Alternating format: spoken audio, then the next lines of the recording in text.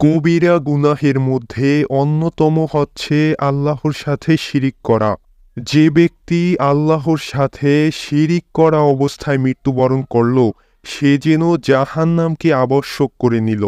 শিরিক শুধুমাত্র আল্লাহ তাআলার সাথে অন্য কারো অংশীদার সাব্যস্ত করাই নয়, বরং মানুষ কথার মাধ্যমে আল্লাহ তাআলার সাথে বিভিন্ন প্রকার শিরিক করে থাকে।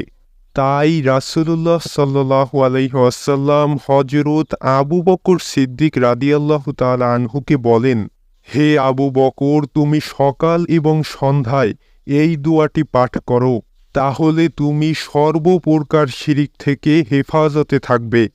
আলহামদুলিল্লাহ, গুরুত্বপূর্ণ দোয়াটি হচ্ছে, আল্লাহুম্মা ইন্নী আউযু বিকা আইয়ুশরিকা বিকা ওয়া আনা আ'লামু ওয়া আস্তাগফিরুকা লিমা লা আ'লামু।